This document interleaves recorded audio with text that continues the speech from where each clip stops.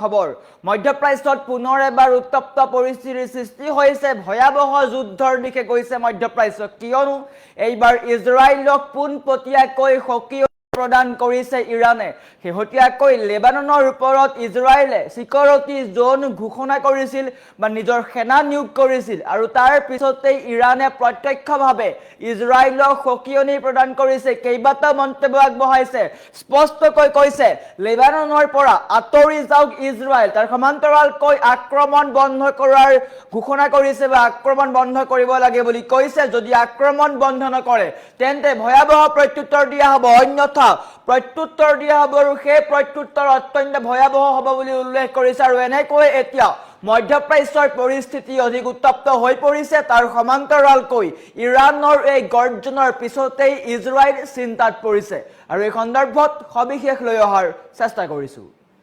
জনাই আছো time 8 war breaking ডাঙৰ খবৰ মধ্যপ্ৰাচ্যত যুদ্ধৰ বিভীষিকা পুনৰ এবাৰ মধ্যপ্ৰাচ্যত যুদ্ধৰ উকমুকনি হোৱা দেখিবলৈ পোৱা গৈছে লেবাননত নতুনকৈ বাঢ়িছে সংঘাতৰ আশংকা লেবাননত পুনৰ এবাৰ ভয়াবহ যুদ্ধ হোৱাৰ দিশে ইজৰাইলৰ বিৰুদ্ধে ইৰানৰ প্ৰত্যক্ষ স্থিতি লেবাননৰ বিৰুদ্ধে ইজৰাইলে কৰা কাণ্ড কাৰখানাক লৈ এতিয়া প্ৰত্যক্ষভাৱে সক্ৰিয়নি প্ৰদান কৰিছে সামৰিক আগ্ৰাসনক লৈ ইৰানে কঠোৰ সক্ৰিয়নি দিছে ইজৰাইলে লেবাননত সিকিউৰিটি জোন বৰ্তাই ৰখাৰ ঘোষণাত এতিয়া অগ্নিশৰ্মা হৈ পৰিছে ইৰান পোনপটীয়াকৈ দাবী উত্থাপন কৰিছে ইৰানে ইজৰাইলে প্ৰথমে লেবাননৰ পৰা সেনা আঁতৰাই যুদ্ধ বন্ধ কৰক ইজৰাইলে আক্ৰমণ অব্যাহত ৰাখিলে প্ৰত্যুত্তৰ দিয়া হ'ব পোনপটীয়াকৈ হুংকাৰ প্ৰদান কৰিছে ইৰান ইজৰাইলৰ মাজত ক্ৰমান্বয়ে বৃদ্ধি পাইছে উত্তেজনা বৰ্তমান সময়তো উত্তেজনা বৃদ্ধি পোৱা দেখিবলৈ পোৱা গৈছে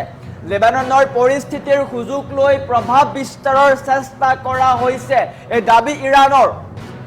সীমান্ত বিবাদতকৈও গভীৰ এতিয়া ইৰান ইজৰাইলৰ সংঘাত দুয়োখন দেশৰ সংঘাত এতিয়া অত্যন্ত ভয়াবহ হৈ পৰা দেখিবলৈ পোৱা গৈছে ইজৰাইলৰ সামৰিক তৎপৰতাক প্ৰত্যাহ্বান বুলি গণ্য কৰিছে ইৰানে তাৰ সমান্তৰালকৈ মধ্যপ্ৰাচ্যত ভয়াবহ যুদ্ধৰ দিশে আশংকা কৰা হৈছে হয়তো ভয়ংকৰ যুদ্ধ হ'ব পাৰে পুনৰ এক ভয়ংকৰ যুদ্ধ হ'ব পাৰে তাৰ মাজতেই ইৰানে পোনপটীয়াকৈ সক্ৰিয়নি প্ৰদান কৰিছে লেবাননৰ পৰা ইজৰাইলৰ সামৰিক সেনা আঁতৰি যাওক অন্যথা প্ৰত্যুত্তৰ দিয়া হ'ব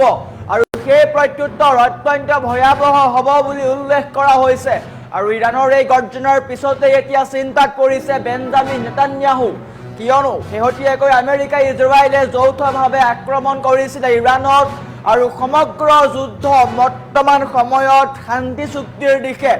আমেৰিকা ইৰানৰ মাজত শান্তি চুক্তি হ'ল পাকিস্তান কাটাৰৰ মধ্যস্থতাত শান্তি চুক্তি সম্পন্ন হ'ল কিন্তু ইয়াৰ মাজতে ইৰান ইজৰাইলৰ যুদ্ধ পুনৰ এবাৰ বৃদ্ধি পাইছে দুয়োখন দেশৰ সংঘাত পুনৰ এবাৰ বৃদ্ধি পোৱা দেখিবলৈ পোৱা গৈছে শেহতীয়াকৈ ইৰানে যি মন্তব্য কৰিছে সেই মন্তব্যৰ পিছতেই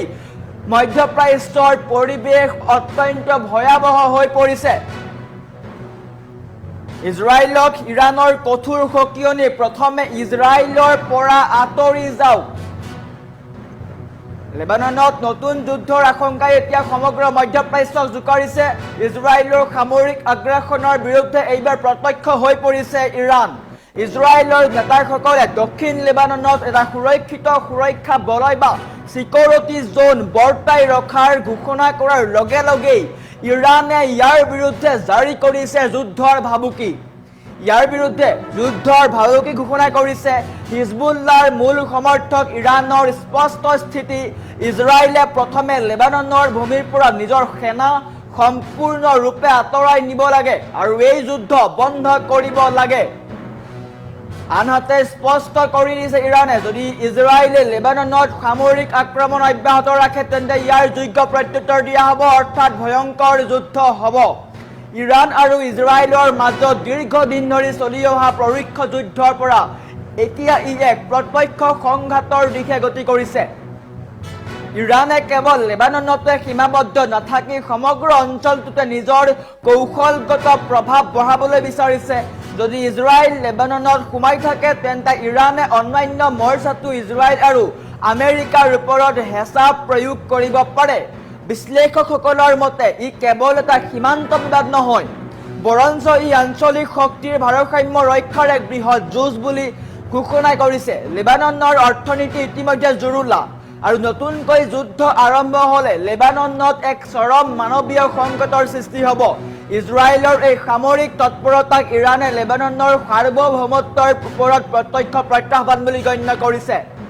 যিহেতু ৰাষ্ট্ৰসংঘৰ শান্তি প্ৰচেষ্টাই এতিয়ালৈকে কোনো বিশেষ সুফল দিয়া নাই, সেয়েহে ইৰাণৰ এই অনমনীয় স্থিতিয়ে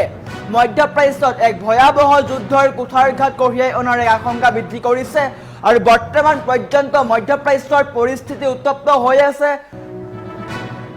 সংঘাত চলি আছে আৰু ইয়াৰ মাজতে ইৰাণে পোনপটীয়াকৈ দাবী উত্থাপন কৰিছে যদি ইজৰাইলে লেবাননৰ পৰা আঁতৰি নাযায় তেন্তে ভয়ংকৰ প্ৰত্যুত্তৰ দিয়া হ'ব আৰু সেই প্ৰত্যুত্তৰ হয়তো ভয়ংকৰ যুদ্ধ হিচাপে পৰিগণিত হ'ব।